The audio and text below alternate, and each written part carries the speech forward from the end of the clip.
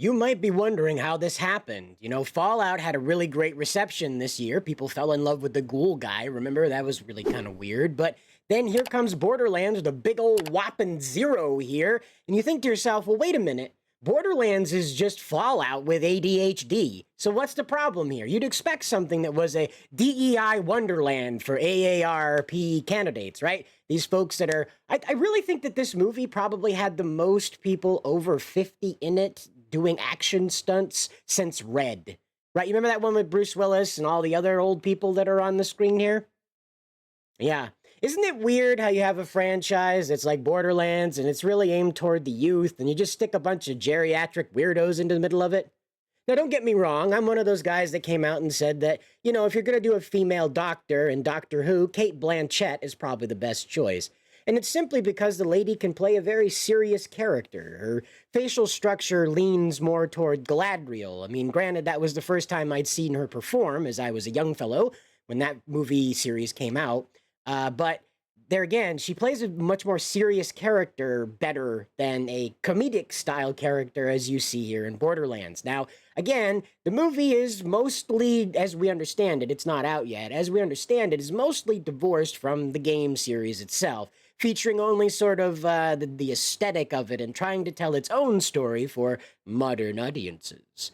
And again, you're asking yourself, like, wow, Borderlands, though, like, how could this happen? How could this open to a zero? Well, here's what we're saying, all right? So this is the critic score, by the way, right?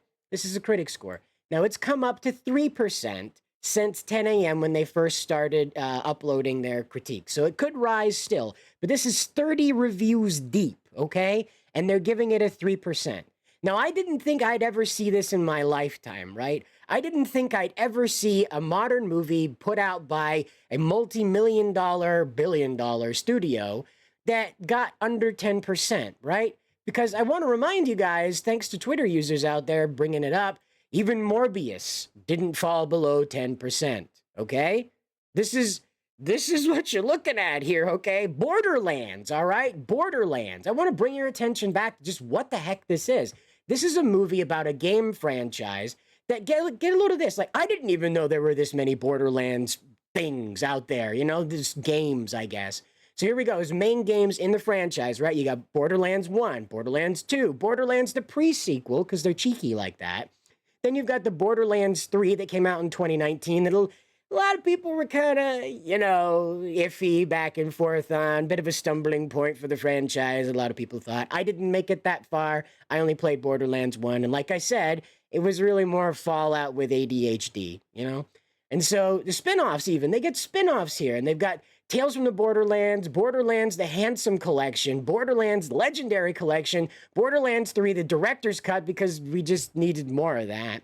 And then there's Tiny Tina's Wonderlands, which, again, I didn't even know that this was a thing that was out in the world. That's how much this franchise is spread out. And yet still, the movie studio's like, nah, pass on that. We're going to do our own thing. We're talented enough over here. We're going to make our own thing. So, quite obviously, that did not work out. But I want to bring your attention to this. Will we be hearing about review bombing, right? Are we going to hear about review bombing in this movie? We heard about the Acolyte, remember? Those cursed review bombers showed up, but they didn't even know what they were review bombing. So are they going to accuse the reviewers here of the critiquers, right? The critics, right? That they hired. The critiquers, if you prefer. Maybe you'd put that on a business card. You know? Citer, professional critiquer, right? I know, it doesn't roll off the tongue. Maybe it does with your name, though. Try it. You know, remember that whole thing in American Psycho with the business cards? That's real. That's real. Or I'm going to let myself believe that that's real. Anyway, back to this monstrosity. Remember the Acolyte? We were accused of being review bombers and people were just hating on the show that didn't even watch a second of it. Will the critics get the same treatment here with this big whopping zero? Like, I can't tell you, like, how crazy it is to see this low of a score. And I'll remind you, it's not stuck at zero. It's moved up to 3%. But that's with 30 reviews. That's 20 more reviews off of that original zero have only lifted it up 3%, okay?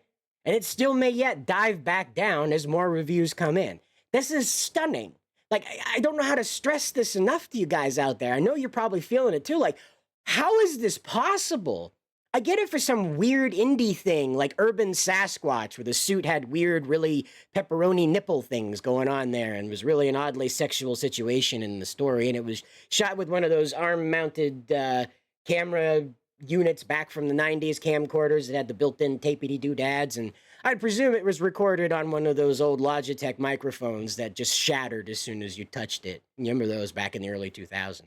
That would make sense for a 3%, right? That would make sense for cuties would make sense for a 3%, right? You and me, probably a zero, -0 on that one. I'd buy that, right? With cuties, like that, -0 on that one.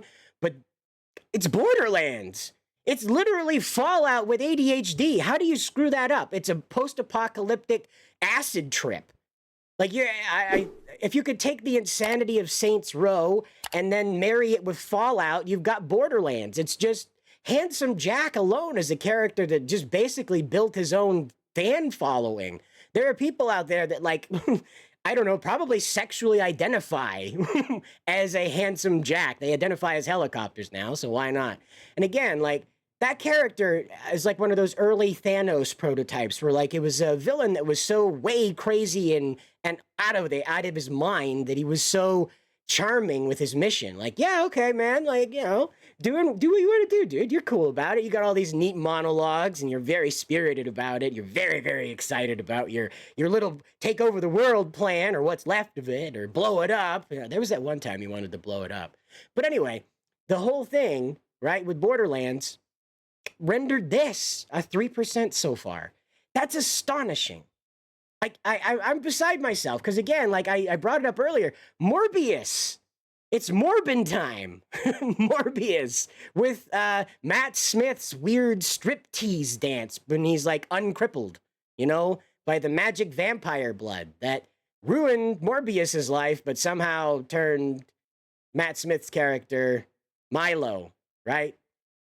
Totally not related to Milo Yiannopoulos and not at all modeled off of him. But again, did better than Borderlands as far as the critics are concerned, with 287 reviews, keeping it at 15%. I don't think that Borderlands is going to get there. That's pretty hefty to be at this state right now with 30 reviews in at 3%. I don't want to hit refresh right now because they hit you with that whole ad blocker thing, and I had to do some weirdo digital kung fu to get it to drop away, because I'm not turning off the ad blocker. Screw you, Rotten Tomatoes. You fix your results. We know you do. We watched it happen. I'm not giving you an ad. I'm not sitting through one of your stupid Chevy ads. Screw you. But that's the reality, right? That Rotten Tomatoes themselves are now forced to concede that review bombing might not be a thing. That there might just be a consensus that this boring, reversed idea of an original IP, this inside out concept, not the fun little Pixar movie, but like an inside out, like you've reached down somebody's throat to their butthole and pulled up, right? Like, nyok, like that. That's what they've done to this franchise, is make everything that was meant to be at the ass end of it all the way up at the front. And I'm not talking about Cate Blanchett's butt. It's, you know, Cate, I'm sorry. There's been better times, you know, there's been better times. Comment below if you like Cate Blanchett's butt or not. I'm sure that'll make the case that we're not bad people even greater, right? That we're not weirdos, right? Let's talk about Cate Blanchett's butt in the comment section. That won't throw anybody off that didn't watch the video. But anyway, that's the reality we're facing right now, and I think we're going to see more of this as we go along, because these studios went hog wild with these concepts of just ramming down the DEI stuff that it doesn't even keep to the original IP that it's supposed to be representing on screen. Let me know down in the comments how you think about this, you know? I'm personally beside myself to live in a time where 3% on a critic review exists on a multi-million-dollar movie production. Blows my mind. But anyway, until the next one, guys, good luck out there.